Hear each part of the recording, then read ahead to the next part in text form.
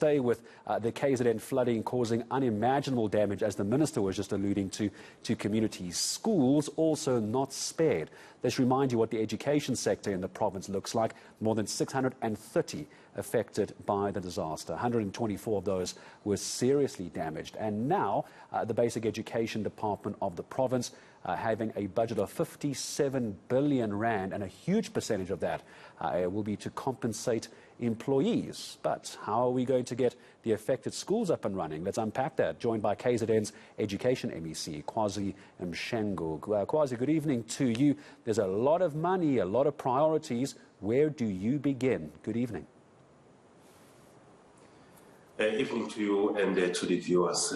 Well, it may appear to be quite a lot of money, but in practice, it is quite disproportionate to the needs of the departments, as well as the expectation from our communities that we serve. As you correctly say, that the budget that we tabled today is a budget of 57 billion, but 91% of that goes straight to the salaries of employees.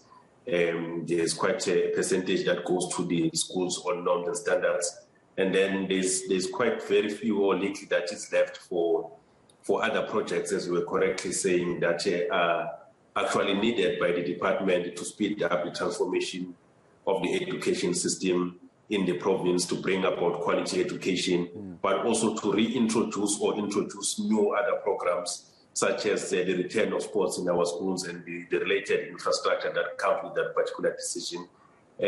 We are still trying to recover from the damage caused by the floods, and we need to reprioritize from this 57 billion in order to repair the schools that have been damaged. Mr. Mshengo, I just want to make sure I understand you correctly, just for the sake of transparency of the finances here. So 57 billion rand is the current budget. I just want to be very clear that this is not a new budget in place that you're asking for because of the flooding. This is the 57 billion rand you would have ordinarily had, because you know how sensitive all of us South Africans are when it comes to government budgets. So my understanding is you've always been budgeted this money. This isn't money we're finding elsewhere. Yeah, this 57 billion is an amount that we are allocated for all our needs and operations for this financial year 2022-2023. Okay. It's the same amount that we have received even if there were no floods in KZN.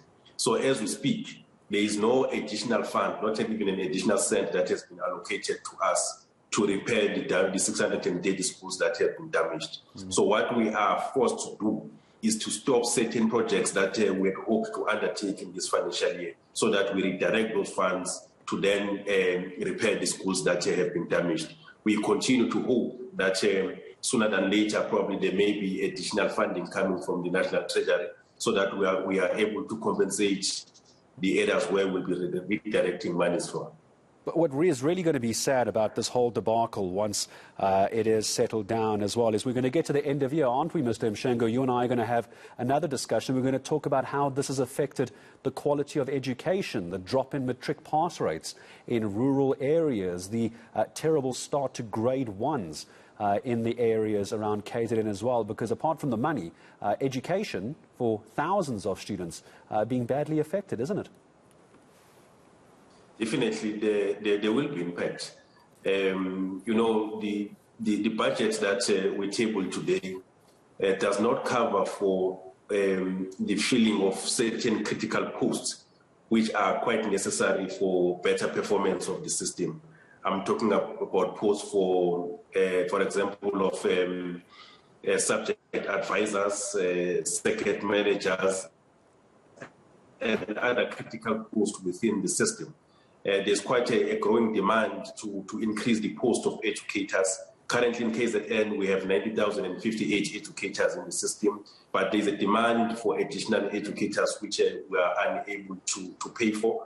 On the 1st of April, we received a function from Department of DSD, Department of Social Development, that of ECD, and unfortunately that function was not followed by the full amount of money, but by a reduced grant that is allocated to the early childhood development. So that means on its own, will not be able to do everything that was done by DSD when this function was still residing with DSD. So it's quite a depressing situation financially for the department, but we have to do with what we have. Let's talk about the what you have and what you need as a final question to you, Mr. Mshengo. So right now, the budget you're talking about is the provincial KZN education budget. You were talking about National Treasury. Isn't it possible to ask someone for the National Department of Education credit card to get done what you need to?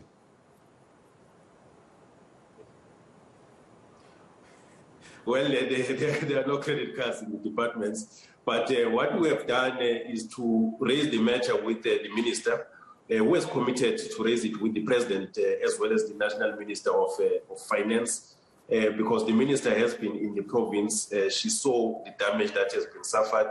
Many ministers have also been in the province, and as a result, what we faced was declared as a national disaster. And we're hoping that because of that declaration, they will be able to disperse some funds towards our direction so that we can be able to repair the damages that, to repair the schools that have suffered the damage. But as it stands, there's been no indication as to how much are we going to get and when we will get that particular amount.